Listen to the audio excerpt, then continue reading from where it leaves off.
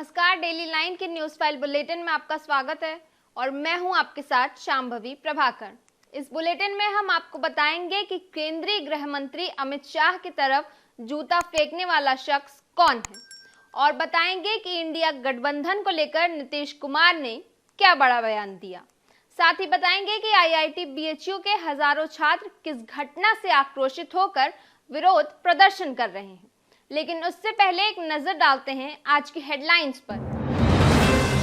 केंद्रीय गृह मंत्री अमित शाह की तरफ फेंका जूता, विकलांगता पेंशन कटने से नाराज था दिव्यांग, पूछताछ के बाद पुलिस ने छोड़ा। सुप्रीम कोर्ट में इलेक्टोरल बॉन्ड स्कीम मामले में हुई सुनवाई, सीजीआई ने पूछा इसकी जरूरत क्या है। सरकार बोली चंदा देने वाला ही छिपाना चाहता है अपनी पहचान। तेलंगाना में राहुल गांधी का बड़ा ऐलान, कहा केसीआर ने जितना पैसा चुराया सब लौटाएगी कांग्रेस, महिलाओं के खाते में भेजेंगे 2500 रुपए। इंडिया गठबंधन को लेकर नीतीश कुमार ने दिया बड़ा बयान, कहा कांग्रेस को इंडिया गठबंधन की चिंता नहीं, विधानसभा चुनाव पर ही है सारा ध्यान। आईआईटी बीएचयू में गन पॉइंट पर छात्रा से अश्लील हरकत, कपड़े उतरवाकर 3 युवकों ने बनाया वीडियो, हजारों छात्रों ने किया विरोध। अब बात करते हैं पहली खबर की। हरियाणा के करनाल में अंत्योदय महासम्मेलन में पहुंचे एक व्यक्ति ने केंद्रीय गृह मंत्री अमित शाह की तरफ जूता फेंक दिया। यह वाकया उस वक्त हुआ जब अमित शाह अपना भाषण खत्म कर मंच से जा रहे थे। हालांकि स्टेज से काफी दूर होने के कारण उसका जूता मंच तक नहीं पहुंचा, वो पहले ही गिर गया।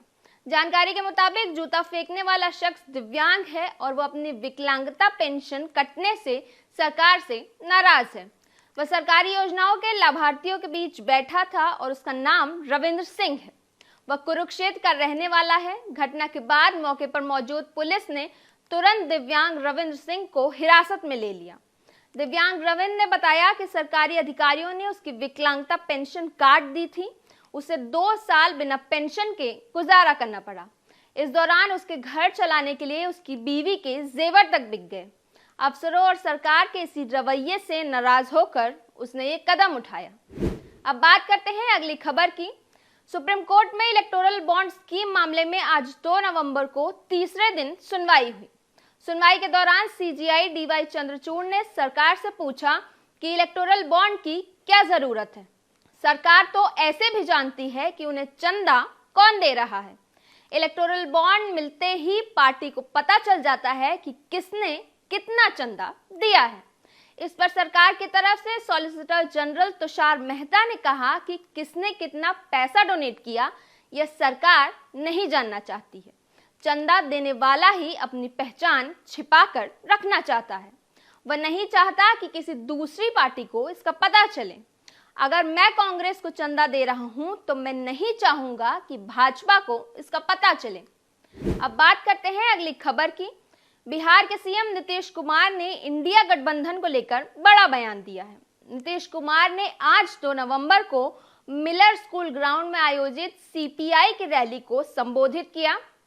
इस दौरान सीएम नीतीश कुमार ने कांग्रेस को निशाने पर लेते हुए कहा कि कांग्रेस पार्टी अभी विधानसभा चुनाव में ज्यादा इंटरेस्ट ले रही है।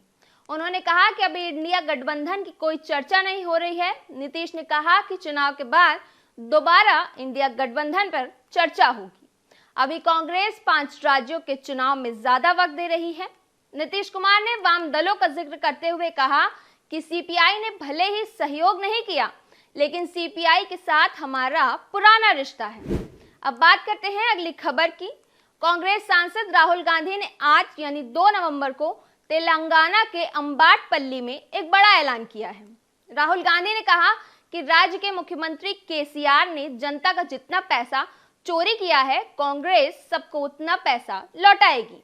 राहुल ने कहा कि कालेश्वरम प्रोजेक्ट केसीआर का एटीएम है। इस एटीएम को चलाने के लिए तेलंगाना के सभी परिवारों को 2040 तक हर साल 31,500 रुपए देने होंगे।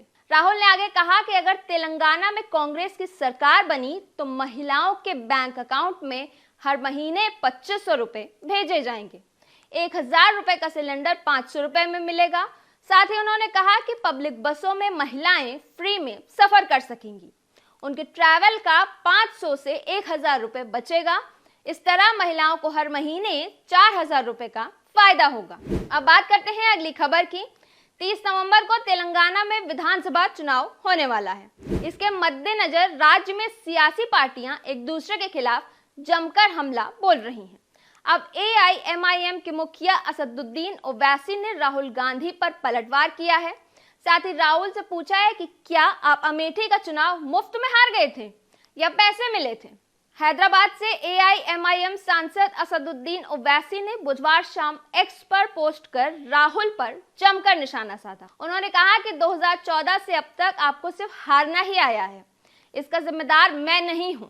बता दें कि कांग्रेस सांसद राहुल गांधी ने 1 नवंबर को तेलंगाना के कलावाकुर्थी में एक जनसभा को संबोधित करते हुए AIMIM पर बड़ा आरोप लगाया था। राहुल ने कहा था कि तेलंगाना में AIMIM पार्टी भाजपा से पैसे लेकर चुनाव लड़ती है। अब बात करते हैं अगली खबर की। IIT BHU में बुधवार देर रात एक छात्रा से छेड़छाड़ का मामला सामने आया है। यहाँ 3 युवकों ने दोस्त के साथ जा रही एक छात्रा को रोककर अश्लील हरकत की। युवकों ने गन पॉइंट पर पहले लड़की और लड़के को अलग किया, फिर जबरन किस करने के बाद उसके कपड़े उतरवाए, साथ ही उसका वीडियो भी बनाया। वहीं घटना के विरोध में BHU के स्टूडेंट सड़क पर उतर आए हैं। जानकारी के मुताबिक घटना BHU कैंपस से करीब 300 मीटर दूर एग्रीकल्चर फार्म के पास रात करीब 1:30 बजे की है। घटना की जानकारी होते ही आज सुबह करीब 250 छात्रों ने राजपुताना हॉस्टल के सामने प्रोटेस्ट किया। इसके बाद विरोध की हवा पूरे कैंपस में फैल गई। पूरे कैंपस की इंटरनेट सेवा बंद कर दी गई है। वहीं इस मामले में लंका थाने में पुलिस ने FIR दर्ज कर ली है। डेली लाइन के इवनिंग न्यूज फाइल बुलेटिन में बस इतना ही। बने रहिए डेली लाइन के साथ।